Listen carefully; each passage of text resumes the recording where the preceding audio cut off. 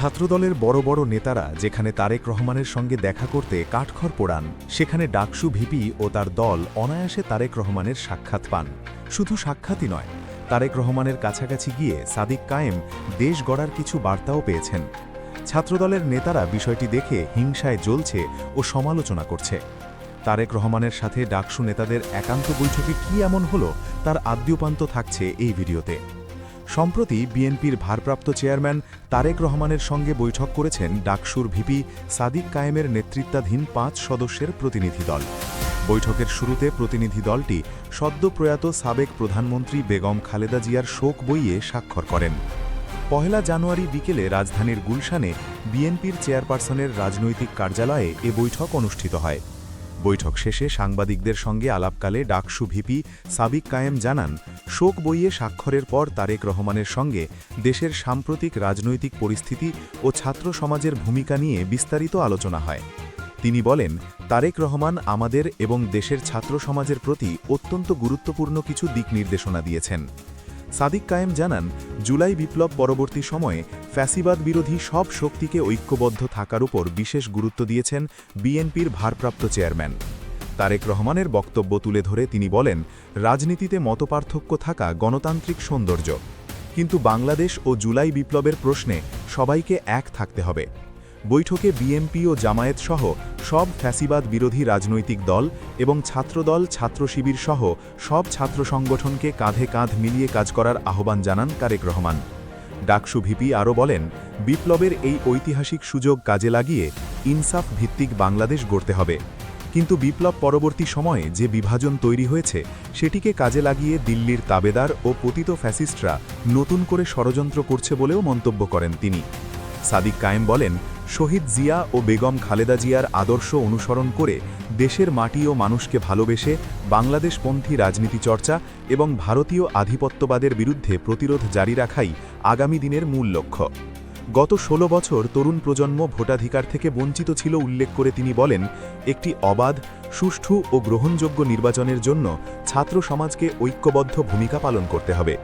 একই সঙ্গে ধ্বংসপ্রাপ্ত রাষ্ট্রীয় প্রতিষ্ঠান পুনর্গঠন এবং জুলাই সনদ বাস্তবায়নের লক্ষ্যে গণভোটসহ গুরুত্বপূর্ণ উদ্যোগে তরুণদের সক্রিয় হওয়ার আহ্বান জানান তিনি। বৈঠকে আধিপত্যবাদ বিরোধী আন্দোলনে নিহত শহীদ ওসমান হাদির হত্যাকাণ্ড নিয়েও আলোচনা হয়। সাদিক কায়েম অভিযোগ করেন, এই হত্যাকাণ্ডের পরিকল্পনাকারী ও নির্দেশতারা এখনও গ্রেপ্তার হয়নি এবং কেউ কেউ অন্তর্বর্তীকালীন সরকারের ভেতরেও অবস্থান করছে। তিনি দ্রুত তাদের বিচারের আওতায় আনার দাবি জানান। বৈঠকের শেষে ডাকসু ভিপি বলেন, রাজনৈতিক আদর্শে ভিন্নতা থাকলেও জুলাই বিপ্লবের স্বপ্ন বাস্তবায়ন এবং ফ্যাসিবাদের বিচার নিশ্চিত করতে বাংলাদেশের ছাত্র সমাজ ঐক্যবদ্ধভাবে রাজপথে লড়াই চালিয়ে যাবে। তারেক রহমানের সাম্প্রতিক রাজনৈতিক বার্তা, যেখানে তিনি ছাত্রদল, ছাত্র শিবির সহ সকল ফ্যাসিবাদ বিরোধী শক্তিকে ঐক্যবদ্ধ হয়ে কাজ করার আহ্বান জানিয়েছেন, তা বাংলাদেশের রাজনৈতিক ইতিহাসে একটি অত্যন্ত তাৎপর্যপূর্ণ এবং সুদূরপ্রসারী পদক্ষেপ হিসেবে বিবেচিত হচ্ছে। দীর্ঘ ১.৫ দশকের বেশি সময় ধরে বাংলাদেশের রাজনীতিতে যে মেরুকরণ এবং বিভাজনের দেয়াল তৈরি করা হয়েছিল, এই একটি বার্তার মাধ্যমে তারেক রহমান সেই দেয়াল ভেঙে একটি বৃহত্তর জাতীয় ঐক্যের ভিত্তি স্থাপন করতে চেয়েছেন। রাজনৈতিক বিশ্লেষকদের মতে এই ডাক কেবল একটি কৌশলগত জোট নয়, বরং এটি দেশের ভঙ্গুর গণতান্ত্রিক কাঠামোকে পুনরায় সচল করার একটি সাহসী প্রচেষ্টা। যখন দেশের প্রধান দলের সর্বোচ্চ নেতৃত্ব ছাত্রদল ও ছাত্র শিবিরের মতো দুটি বৃহৎ ছাত্র সংগঠনকে কাঁধে কাঁধ মিলিয়ে কাজ করার নির্দেশনা দেন, তখন তা তৃণমূল পর্যায়ের কর্মীদের মধ্যে এক বিশাল উদ্দীপনার সৃষ্টি করে। এটি প্রমাণ করে যে জাতীয় সংকটের মুহূর্তে ক্ষুদ্র রাজনৈতিক স্বার্থ বা আদর্শিক ভিন্নতা ছাপিয়ে দেশের মানুষের মুক্তির আকাঙ্ক্ষাটিই বড় হয়ে দাঁড়িয়েছে।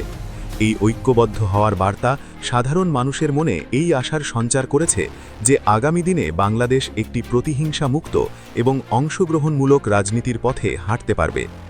সহনশীল রাজনীতির উন্মোচনে এই বার্তার প্রভাব অপরিসীম। বাংলাদেশের রাজনীতিতে গত কয়েক দশকে অন্যকে নির্মূল করার যে অপসংস্কৃতি গড়ে উঠেছিল, তারেক রহমানের এই অবস্থান তার সম্পূর্ণ বিপরীত।